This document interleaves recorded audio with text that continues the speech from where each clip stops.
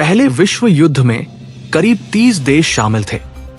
दूसरे विश्व युद्ध में ये संख्या बढ़कर लगभग 50 तक पहुंच गई।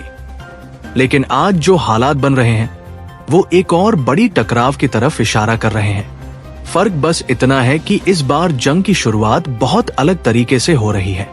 अमेरिका और ईरान के बीच बढ़ता तनाव और सिर्फ कुछ ही हफ्तों में कई देशों का इसमें खिंचता चला जाना, ये दिखाता है कि मामला सिर्फ 2 देशों तक सीमित नहीं है। मध्य पूर्व के कई देश पहले ही इस टकराव में फंस चुके हैं। ईरान, खाड़ी के देश और उनके आसपास के इलाके, एयरबेस, पोर्ट्स और रणनीतिक ठिकानों पर हमले ये साफ संकेत दे रहे हैं कि ये लड़ाई जल्दी खत्म होने वाली नहीं है। और यहीं से एक बड़ा सवाल खड़ा होता है, क्या ये तीसरे विश्व युद्ध की शुरुआत है? देखिए, एक बात बहुत साफ समझनी होगी। विश्व युद्ध अचानक से नहीं होता कि एक दिन सारे देश एक साथ लड़ने लगे। असल में ये धीरे धीरे बनता है। अलग अलग देशों के हित, उनकी राजनीति, उनकी सुरक्षा चिंताएं, जब ये सब आपस में टकराते हैं तब एक बड़ा संघर्ष जन्म लेता है। आज के समय में युद्ध सिर्फ बंदूक और टैंक से नहीं लड़े जाते। अब इसमें शामिल है ड्रोन, साइबर हमले, आर्थिक प्रतिबंध और सबसे खतरनाक परमाणु हथियार। एक ऐसा हथियार जो एक ही वार में पूरे देश को तबाह कर सकता है। अमेरिका की सैन्य ताकत किसी से छुपी नहीं है।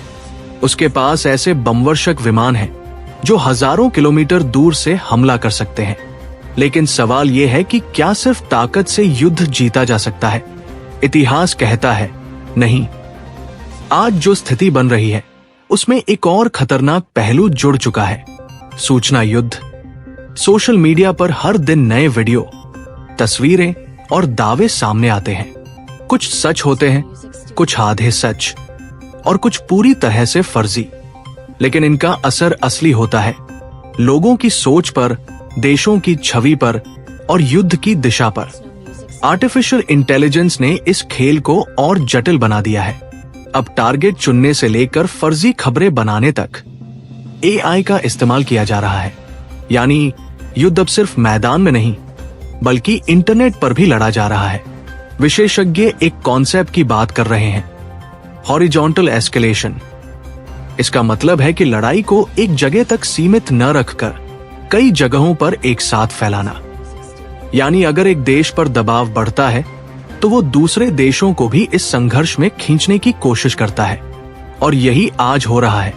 मध्य पूर्व में शुरू हुआ तनाव अब धीरे धीरे यूरोप और एशिया तक असर दिखा रहा है। अलग अलग देश अपनी सैन्य ताकत बढ़ा रहे हैं। कोई सीधे शामिल है तो कोई परोक्ष रूप से समर्थन दे रहा है। रूस अपनी रणनीतिक चालें चल रहा है। चीन अपनी आर्थिक और राजनीतिक स्थिति मजबूत करने में लगा है। वहीं दूसरी तरफ उत्तर कोरिया जैसे देश भी मौके की तलाश में है। यानी एक ऐसा माहौल बन रहा है जहां हर देश अपनी चाल चल रहा है। और यही चीज किसी भी क्षेत्रीय संघर्ष को वैश्विक युद्ध में बदल सकती है। अब बात करते हैं भारत की। बहुत से लोगों को लगता है कि ये सब हमसे दूर हो रहा है, लेकिन सच्चाई इससे बिल्कुल अलग है। इस संघर्ष का असर भारत पर पहले से पड़ रहा है और आने वाले समय में और भी ज्यादा पड़ सकता है। सबसे बड़ा उदाहरण है ऊर्जा सुरक्षा। होर्मुज जलमध्यम, जहां से दुनिया के तेल का बड़ा हिस्सा गुजरता है, इस समय तनाव के केंद्र में है। अगर यहाँ कोई बड़ी रुकावट आती है तो तेल की सप्लाई प्रभावित होगी। और भारत जैसे देश जो बड़े पैमाने पर तेल आयात करते हैं सीधे प्रभावित होंगे। तेल महंगा होगा तो पेट्रोल डीजल महंगा होगा, ट्रांसपोर्ट महंगा होगा तो हर चीज की कीमत बढ़ेगी। एलपीजी सिलेंडर से लेकर रोजमर्रा के सामान तक हर चीज पर असर पड़ेगा। इसके अलावा समुद्री व्यापार भी खतरे में है। भारतीय जहाज जो इस रास्ते से गुजरते हैं वो जोखिम में है। अगर किसी भारतीय जहाज पर हमला होता है तो भारत के लिए तटस्थ रहना आसान नहीं होगा। यानी चाहे हम चाहें या नहीं, हम इस संघर्ष से जुड़े हुए हैं। अब बात करते हैं एक और बड़े खतरे की, परमाणु युद्ध। आज दुनिया में कई देशों के पास परमाणु हथियार है और अगर हालात बिगड़ते हैं तो इसका इस्तेमाल भी हो सकता है। ये कोई साधारण हथियार नहीं है। इसका असर सिर्फ एक देश तक सीमित नहीं रहता, पूरी दुनिया प्रभावित होती है। इसीलिए आज के हालात को लेकर चिंता बढ़ रही है। संयुक्त राष्ट्र जैसे संगठन भी चेतावनी दे रहे हैं कि स्थिति नियंत्रण से बाहर जा सकती है, क्योंकि जब एक के बाद एक देश इसमें शामिल होने लगते हैं तो हालात को संभालना मुश्किल हो जाता है। इतिहास हमें एक और चीज सिखाता है, लंबे युद्धों में सिर्फ सैन्य ताकत मायने नहीं रखती। जनता का समर्थन, आर्थिक स्थिति और राजनीतिक दबाव, ये सब उतने ही महत्वपूर्ण होते हैं। अमेरिका ने वियतनाम और अफगानिस्तान जैसे युद्धों में ये अनुभव किया है। ताकत होने के बावजूद लंबे समय तक चलने वाले युद्ध में जीत आसान नहीं होती। आज भी अमेरिका के सामने यही चुनौती है।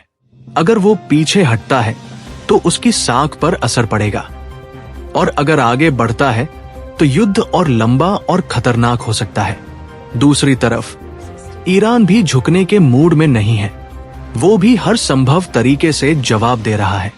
इस पूरे संघर्ष की जड़ में एक और बड़ी समस्या है, भरोसे का टूटना। जब देशों के बीच समझौते टूटते हैं और विश्वास खत्म हो जाता है तो टकराव की संभावना कई गुना बढ़ जाती है। कूटनीति कमजोर पड़ती है और युद्ध मजबूत हो जाता है। अब सबसे जरूरी सवाल, भारत क्या करे? क्या हम तैयार हैं? क्या हमारे पास ऐसी स्थिति से निपटने की रणनीति है? क्या आम नागरिक जानते हैं कि अगर हालात बिगड़ते हैं तो उन्हें क्या करना चाहिए? कई देशों में युद्ध की स्थिति के लिए पहले से तैयारी होती है, alert system, bunker, emergency plan. लेकिन क्या हम इस बारे में सोच रहे हैं? आज जरूरत है सिर्फ खबरें देखने की नहीं, बल्कि समझने की, क्योंकि ये संघर्ष भले ही हजारों किलोमीटर दूर हो रहा हो, लेकिन इसका असर हमारे घर तक पहुंच सकता है। महंगाई, नौकरी, व्यापार, सुरक्षा, हर चीज इससे प्रभावित हो सकती है। तो सवाल सिर्फ ये नहीं है कि ये युद्ध कब खत्म होगा। सवाल ये है, अगर ये और बढ़ता है तो हम कितने तैयार हैं? क्या हमने कभी सोचा है कि ऐसी स्थिति में हमें क्या करना चाहिए? हमारी सरकार, हमारी व्यवस्था और हम खुद, क्या हम तैयार हैं? या फिर हम इंतजार करेंगे उस पल का जब हालात हमारे दरवाजे तक पहुंच जाए? आप क्या सोचते हैं?